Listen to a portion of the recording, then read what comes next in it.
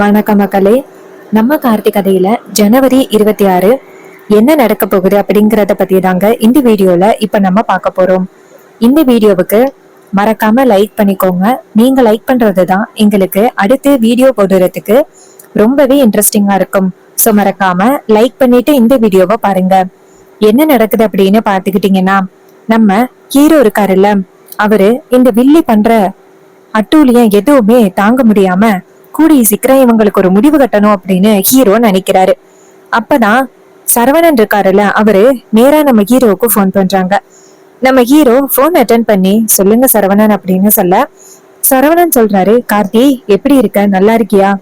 வீட்ல நிறைய பிரச்சனைகள் சொல்லிக்கிட்டு இருந்தியே, எல்லாம் சால்வ் ஆகிட்டா?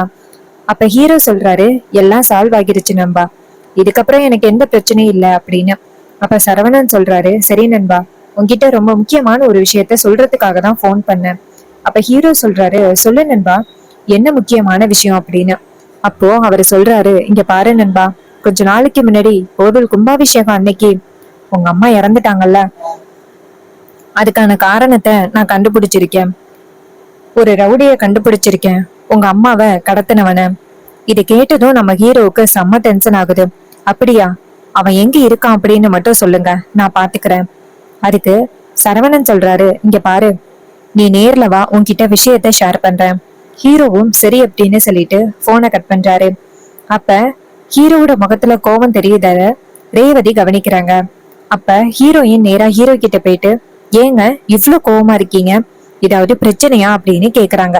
அதுக்கு அவரு சொல்றாரு, இது மாதிரி கோவில் கும்பாபிஷேகத்தை அன்னைக்கு எங்க அம்மா இறந்தாங்கல்ல, சோ அதுக்கான காரணம் என்ன அப்படிங்கறத சரவணன் கண்டுபிடிச்சிட்டாராம்.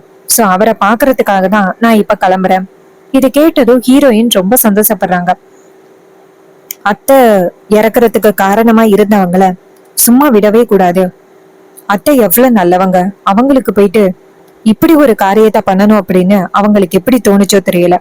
யாரா இருந்தாலும் சரி அவங்கள விடக்கூடாது அப்படின்னு சொல்ல, ஹீரோ சொல்றாரு, கண்டிப்பா எங்க அம்மாவோட இறப்புக்கு யாரு காரணமோ அவங்கள நான் சும்மா விட மாட்டேன் அப்படின்னு சொல்லிட்டு ஹீரோ பேசுறாரு. அப்ப ஹீரோயின் சொல்றாங்க, சரி போயிட்டு வாங்க அப்படின்னு சொல்ல ஹீரோ வெளியில வராரு. அப்ப மயில நேரா ஹீரோவை பார்த்து, சகல முக்கியமான விஷயமா போறீங்களா சகல, நானும் கூட வரவா அப்படின்னு சொல்ல ஹீரோ சொல்றாரு, சரி வாங்க அப்படின்னு சொல்ல ரெண்டு பேருமே சேர்ந்து கிளம்புறாங்க. மயில சொல்றாரு, சகல யார சகல பார்க்க போறோம்? ஹீரோ சொல்றாரு, எங்க அம்மாவோட இறப்புக்கு காரணமான ஒருத்தனை நான் பாக்குறதுக்காக கிளம்புறேன். இது கேட்டதும் அவரு சொல்றாரு, அப்படியா சகல, யாரா இருந்தாலும் அவனை சும்மாவே விடக்கூடாது, அவனுக்கு சரியான தண்டனை கொடுக்கணும் அப்படின்னு சொல்ல ஹீரோ சொல்றாரு, கண்டிப்பா அவனுக்கு சரியான தண்டனை நான் கொடுக்காம இருக்க மாட்டேன். எங்க அம்மா வந்துட்டு நான் நல்லா இருக்கணும் அப்படிங்கறதுக்காக அப்படி ஒரு தியாகத்தை பண்ணியிருக்காங்க. அவங்கள அந்த அளவுக்கு முடிவு எடுக்க வச்சது அந்த துரத்துனவங்க தான். அவனுங்க யாரு அப்படின்னு கேட்டுக்கிட்டு எதுக்காக அவனுங்க இப்படி பண்ணானுங்க அப்படிங்கறதையும் தெரிஞ்சுக்கிட்டு அதுக்கு காரணமானவங்கள நான் சும்மா விட மாட்டேன் அப்படின்னு சொல்ல மயிலு சொல்றாரு, ஆமா சகல, எவ்வளவு நல்லவங்க உங்க அம்மா, அவங்கள போயிட்டு இப்படி பண்ணணும் அப்படின்னு எப்படிதான் அவங்களுக்கு மனசாட்சி வந்துச்சோ தெரியல.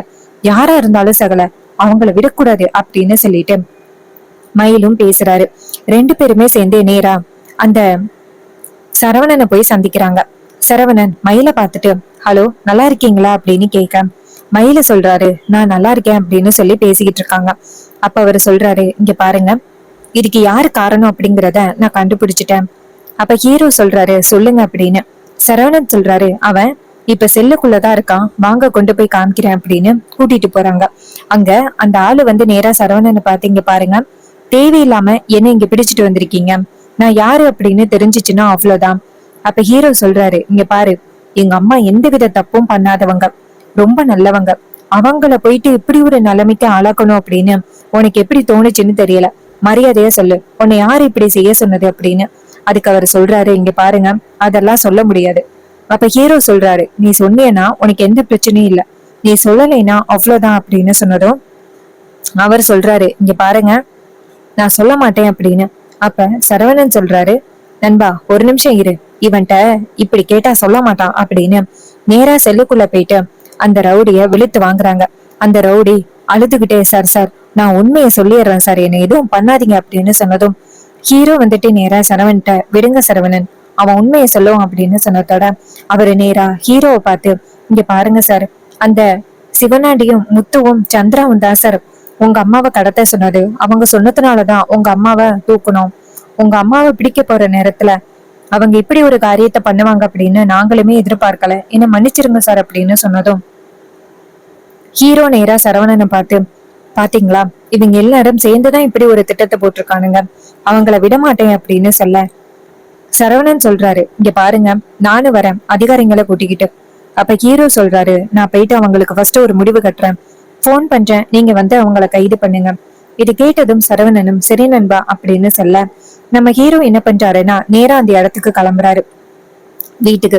மயிலை நேரா ஹீரோட்ட, பாத்தீங்களா சகல என்ன காரியம் பண்ணிருக்காங்க அப்படின்னு, இந்த அளவுக்கு முடிவு பண்ணுவாங்க அப்படின்னு நானுமே கொஞ்சம் கூட எதிர்பார்க்கவே இல்லை.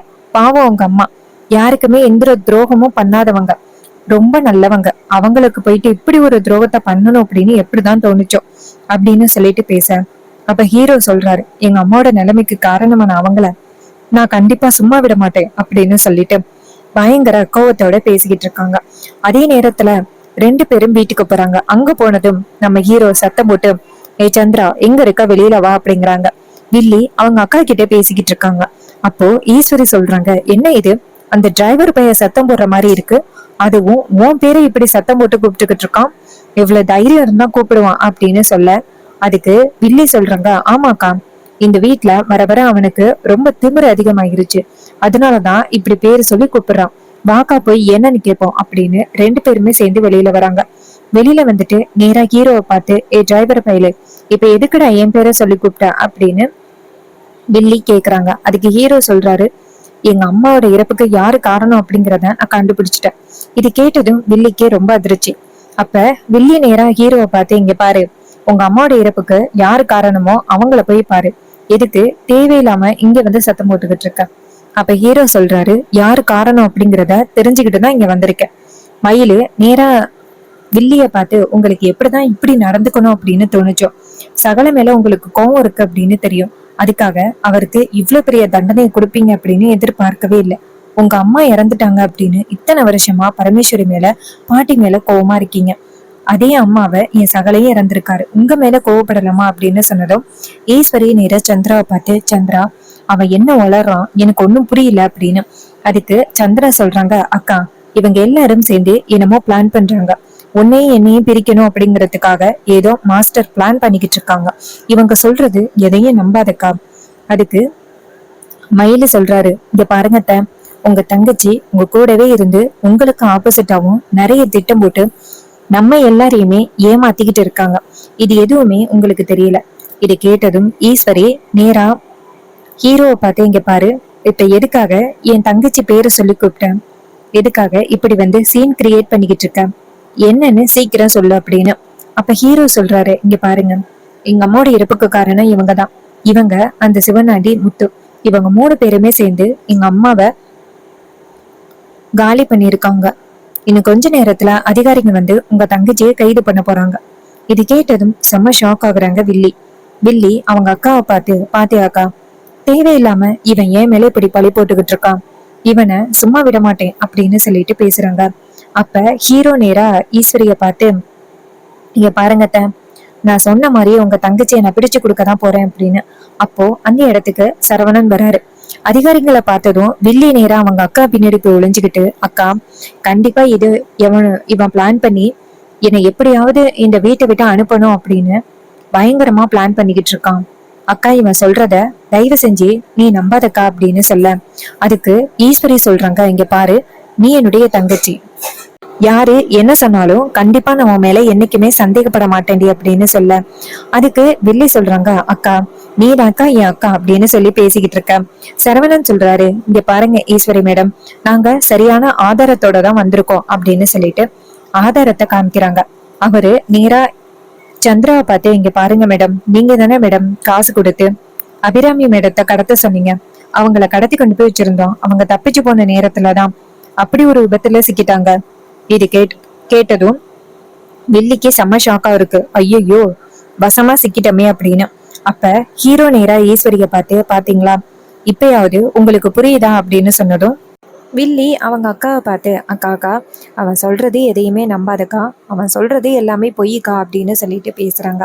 அப்போ அப்போ சரவணன் சொல்றாரு, இங்க பாருங்க மேடம், அபிராமி மேடத்தோட இருப்புக்கு காரணம் உங்க தங்கச்சி அப்படின்னு எங்களுக்கு இன்ஃபர்மேஷன் வந்திருக்கு. அதுவும் ஆதாரத்தோட எங்களுக்கு தெரிஞ்சிருக்கு. சோ கண்டிப்பா வந்துட்டு அவங்கள கைது பண்ணிதான் ஆகணும். இதுல எந்தவித மாற்றமும் இல்ல அப்படின்னு சொல்லிட்டு நேரா வில்லிய வந்துட்டு கைது பண்றாங்க. இத பார்த்ததும் ஈஸ்வரிக்கு என்ன பண்றதுன்னே தெரியல. தன் தங்கச்சி எப்படி கைது பண்றாங்களே அப்படின்னு. அப்ப மயிலு சொல்றாரு, இங்க பாருங்க உங்க தங்கச்சி பயங்கரமான வேலைகள் எல்லாத்தையுமே பண்ணி தப்பிக்கலாம் அப்படின்னு நினைச்சு இதெல்லாம் பண்ணிக்கிட்டு இருக்காங்க. சோ இதுக்கு மேலயும் நீங்க வந்து அவங்களுக்கு டைம் கொடுக்கறது வேஸ்ட் அப்படின்னு சொன்னதும் இதை கேட்டதும் ஈஸ்வரி ரொம்ப ஷாக் ஆகுறாங்க. அப்போ வில்லி வந்துட்டு அவங்க அக்கா கிட்ட, அக்கா இது எதுவுமே நான் பண்ணலக்கா, இது எல்லாமே இந்த டிரைவர் பயலோட பிளான்கா, தயவு செஞ்சு என்னை வந்துட்டு பிடிச்சு கொடுத்துறாதக்கா அப்படின்னு சொல்லிட்டு கெஞ்சுறாங்க. அப்ப சரவணன் சொல்றாரு, இங்க பாருங்க மேடம், நீங்க பண்ண விஷயம் ஆதாரத்தோட நிரூபிச்சாச்சு. சோ நீங்க வந்து இதுக்கப்புறம் தப்பிச்சு போகணும் அப்படின்னு துளி அளவு கூட நினைக்கவே முடியாது அப்படின்னு சொல்ல, இது கேட்டதும் வில்லிக்கு ரொம்ப அதிர்ச்சியா இருக்கு. அப்ப ஹீரோ நேரா வில்லிய பார்த்து, இங்க பாரு, எங்க அம்மாவை காலி பண்ணதுக்கு உன்னை நான் சும்மா விட மாட்டேன் அப்படின்னு நினைச்சேன். ஆனா சட்டப்படி என்ன முடிவெடுக்கணுமோ அதை எடுத்துதான் ஆகணும் அப்படிங்கறதுக்காக தான் நான் பொறுமையா இருக்கேன். இதே மாதிரி நான் எப்பவுமே பொறுமையா இருப்பேன் அப்படின்னு நீ கனவுல கூட நினைச்சு பார்க்காத. என் வாழ்க்கையில ஒட்டுமொத்தமா வெறுக்கிறது நீ மட்டும்தான் அப்படின்னு சொல்லிட்டு ஹீரோ செம்ம மாசா பேசுறாரு. ஹீரோ அப்படி பேசுறத பார்த்துட்டு வில்லிக்கு செம்ம கோவம். எப்படியாவது இவனை இந்த வீட்டை விட்டு துரத்தலாம் அப்படின்னு பார்த்தா இவன் நம்மளை இந்த வீட்டை விட்டு துரத்துற மாதிரி ஆகிருச்சு அப்படின்னு வில்லிக்கு பயங்கர ஷாக்கிங்கா இருக்கு.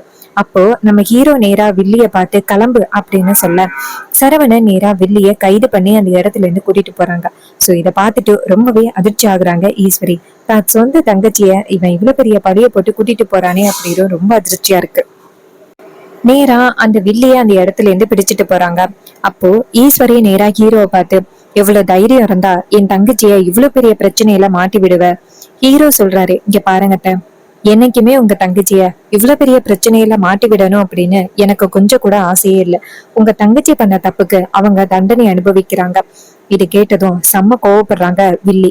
அப்ப ஹீரோ நேரா அவங்கள பார்த்து, இங்க பாருங்க, இதோட உங்க தங்கச்சி பிரச்சனையை முடிச்சுட்டா நல்லா இருக்கும். அதை விட்டுட்டு பிரச்சனைய பெருசு பண்ணிக்கிட்டே போனாங்க அப்படின்னா அவங்களுக்குதான் ப்ராப்ளம் அப்படின்னு சொல்ல, இது கேட்டதும் வில்லி முறைக்கிறாங்க. அதுக்கப்புறம் சரவணன் வந்துட்டு வில்லிய கொண்டுட்டு போயிட்டு கைது பண்ணி செல்லுக்குள்ள அடைக்கிறாங்க. இந்த விஷயம் அந்த முத்துவுக்கும் சிவனாண்டிக்கும் தெரிய வருது. ரெண்டு பேருமே அதிர்ச்சி ஆகுறாங்க.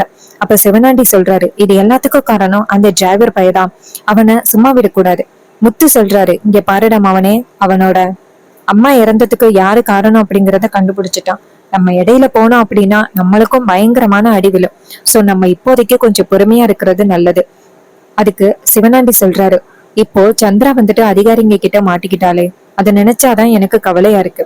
அதுக்கு அவரு சொல்றாரு, இங்க பாரு, அது எப்படியும் அந்த ஈஸ்வரி இருக்கால, அவ வெளியில கூட்டிட்டு வந்துருவா. சோ நீ கவலைப்படாத. அப்போ காளியம்மா சொல்றாங்க, ஆமாடா மோனே, இப்போதைக்கு நீ அந்த இடத்துக்கு போறது கொஞ்சம் கூட நல்லது கிடையாது. சோ இப்போதைக்கு நீ அங்க போகாம இருக்கிறது தான் நல்லது. கொஞ்சம் பொறுமையா இரு. எப்படியும் ஈஸ்வரி எப்படியும் சந்திராவை கூட்டிட்டு வந்துருவா. சோ நீ கவலைப்படாத அப்படின்னு சொல்ல, சிவனாண்டியும் சரிங்க சித்தி, எனக்கு கொஞ்சம் பயமா இருக்கு அப்படின்னு சொல்லி பேசிக்கிட்டு இருக்காங்க. சோ இன்னொரு பக்கம் ஈஸ்வரி இருக்கால, அவங்க வந்துட்டு நேரா எப்படியாவது அவங்க தங்கச்சிய வெளியில கொண்டுட்டு வரணும் அப்படின்னு ட்ரை பண்றாங்க. ஆனா நம்ம ஹீரோ கண்டிப்பா இதுக்கு இடம் கொடுக்க மாட்டாரு. அம்மாவோட இறப்புக்கு காரணமான ஒருத்திய எப்படி நம்ம ஹீரோ சும்மா விடுவாரு? கண்டிப்பா அவங்களுக்கு சரியான தண்டனை வாங்கி கொடுக்குறாரு. சோ இது எல்லாமே அப்கமிங் எபிசோடுல நடந்துச்சுன்னா நல்லா இருக்கும்ல. இதே மாதிரி இன்னுமே அப்டேட்ஸ் வேணும் அப்படின்னு நினைச்சீங்கன்னா நம்ம சேனலை மறக்காம சப்ஸ்கிரைப் பண்ணிக்கோங்க. பக்கத்துல உள்ள பெல் ஐகானையும் கிளிக் பண்ணி ஆல்னு செட் பண்ணிக்கோங்க. அப்பதாங்க நெக்ஸ்ட் வீடியோ போடும் பொழுது உங்களுக்கு நோட்டிபிகேஷன் வரும், பார்க்கலாம். நீங்க பாத்துக்கிட்டு இருக்க இந்த ஹேம்பர் வந்துட்டு ஜஸ்ட் 129 மட்டும் தாங்க. ஸோ உங்களுக்கு வேணும் அப்படின்னா ஆர்டர் பிளேஸ் பண்ணுங்க. வாட்ஸ்அப் நம்பர் வந்து டிஸ்கிரிப்ஷன்ல கொடுத்துருக்கேன், ஆர்டர் பிளேஸ் பண்ணுங்க.